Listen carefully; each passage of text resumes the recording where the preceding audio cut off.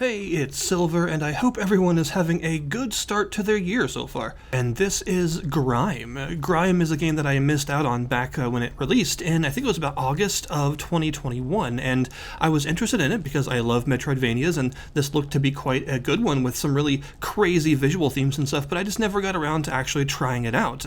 But then, just recently, they released Colors of Rot, which is an expansion that's actually for free, which is pretty crazy because it adds a lot of stuff for a free expansion. So I decided now would be a better time than ever to actually jump in and finally take a look at it. So, as I mentioned, GRIME is a Metroidvania primarily, but it does have some Souls-like elements. I don't know if I would actually call it a Souls-like per se, but it definitely has some inspiration taken from some of the mechanics of those games. And in this case, it appears that you play what's basically a baby black hole, and your job is to go around this crazy, absolutely insanely put together world, and just try and figure out what's going on, who you are, what your purpose is, and what you can do about it. So obviously the first thing to talk about is the visual style, because the visual style that the whole game goes for is extremely striking, with a very specific use of color, as in a lot of like purples and sort of warmer tones like that, but everything else being very neutral or earth-toned, kind of cold, sort of grays and browns, with some other areas diving more towards the sort of earthy, acidic green tones, and some other sort of fleshy areas with lots of reds and things. There's definitely a really interesting color palette that the game takes throughout each of its areas, and it does of course make each area feel very unique. That is an important thing in a Metroidvania, having each sort of biome, each zone of the world have its own unique visual themes that make it clear what you're traversing and when you cross areas from one to the next. When it comes to the actual enemy designs and the character designs in this game, it just goes out the window. It's all totally crazy and really, really weird. All of the enemies have some sort of strange design to them. They could be a sort of collection of rocks with an enormous stone head, almost like Moai-like. They could be a living plant with some sort of biological themes, we'll say, in terms of how they look. They could be something entirely different, like a sort of sculpted clay menace with a weird sort of cloth turban and a huge sewing needle as a weapon. They really just go totally nuts with the enemy designs in this game, and it fits the world itself, because this world, the lore and everything behind all of it, is very out there. It's all really hard to understand. Honestly, I'm having a bit of trouble actually piecing together what's going on so far, although I have quite a bit to go in the game, so it's not like I'm not trying. But the lore is definitely fascinating, and it seems to revolve around this sort of body of what I assume was like an enormous eldritch being that has died, and you are exploring its body. The whole world of the game is taking place in and around the body of this enormous dead thing. So a lot of the terrain that you're traversing seems to have a lot of like nerves and bones and things in it that make it seem like it was once one enormous living being. And then there's of course the sky itself, which they call the broken sky because, I mean, it's pretty literal. It is actually broken into pieces. And beyond that sky, some other craziness happens that seems to involve possibly other beings, like the one that's dead that might not actually be dead. And the whole world just sort of comes together to be a really constantly fascinating thing to explore, because almost everything is presented in a really weird, out there way, and the art style comes together to make all of these areas feel unique and interesting, while also still being not too busy or anything like that, so you're always aware of what is in the background and what's in the foreground, and other important things like that when you're actually exploring a Metroidvania like this. Combat-wise, you have 2 different weapon slots that you can switch between at any time. You also have 3 armor slots, and there is no like weight system or anything like that, so you don't have to worry about how much your armor weighs.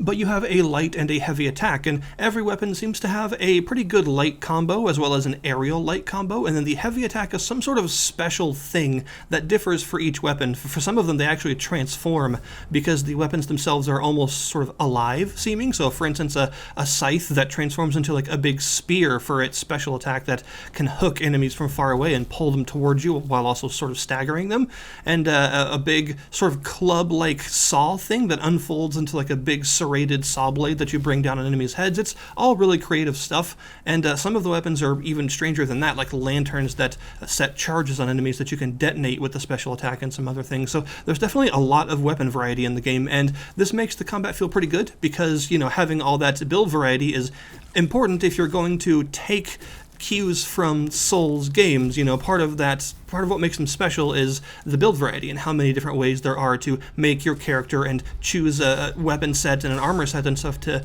actually accentuate what stats you're going for, and this game does actually do that pretty well.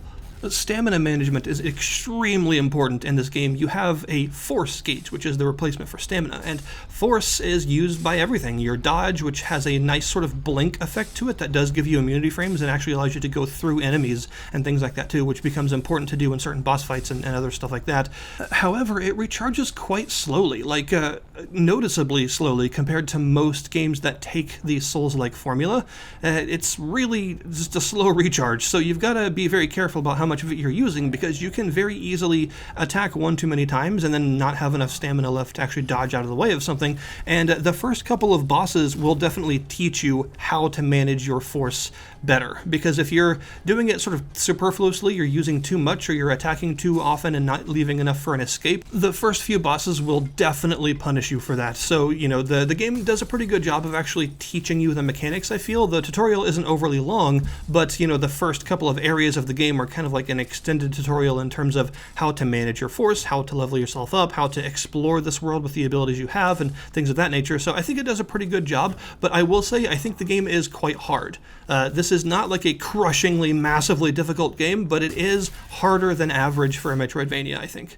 One kind of unique and completely central mechanic to the entire game is the absorb mechanic. It's on R1, and it's basically a parry. You just press it, and you have a very short couple of frames where you will parry an attack that hits you during it, so you got to use it right before you get hit. And if you absorb an attack, you will sort of interrupt it and push the enemy back and wind up safe. But if an enemy has a red health gauge without it being segmented or anything like that, you can actually absorb the entire enemy, which will kill them instantly if you do this, and will give you a prey bonus, because you are sort of a hunter of things as a baby black hole, and your enemies are considered your prey. And as you absorb enemies, you will get this sort of prey gauge. It'll say, like, 1 of 7, 2 of 7, and once you fill that up, you can unlock a bonus based on that enemy. So there's a little bit of like a Castlevania Aria of Sorrow element to this, where you're going around and each new enemy you face represents like a new passive that you can gain if you absorb enough of them. Once you absorb that required number of enemies, you will unlock them at a surrogate, and surrogates are these big purple crystals that act sort of like the bonfires. They're checkpoints where you go to level up and stuff, and you of course gain mass, which is basically like souls for killing enemies, and you spend this mass on increasing your stats. But you can also get these hunter points, which are represented by red diamonds, and there are specific enemies around the map that are these hunter prey enemies, and you'll notice it because they usually have a much more complex looking health gauge with multiple segments representing different phases of the fight, as well as having that red diamond at the end of it to show that this is a hunter enemy. Once you kill one of these enemies, you will get that point that you can spend in order to unlock the various prey passives that you have found so far. So for all the enemies you've absorbed, they will appear in the level up menu, and you can spend these hunter points on actually activating their passives. The hunter enemies themselves often have very powerful passives as well. Some of them actually cost multiple points each to unlock, and most passives also have multiple tiers, and you can spend an increasing number of points to up their power after you've unlocked them.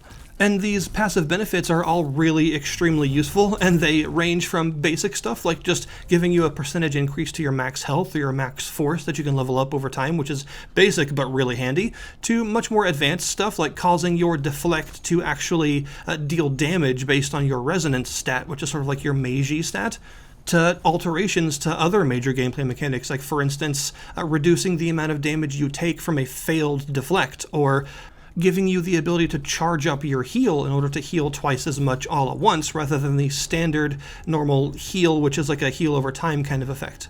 Your heal, by the way, is also related to this absorption ability. That little vertical orange gauge in the top left of the screen is called breath, and every time you absorb an enemy, you gain breath, and after you absorb roughly 4 or so enemies, it fills up completely, and you can press the right trigger to initiate a heal, which will empty the breath gauge and give you a good amount of healing over time. Or, if you have that one prey bonus that you can get from a specific hunter enemy, you can instead charge the heal if you have enough time to do so, which will double the healing it does and make it happen instantly.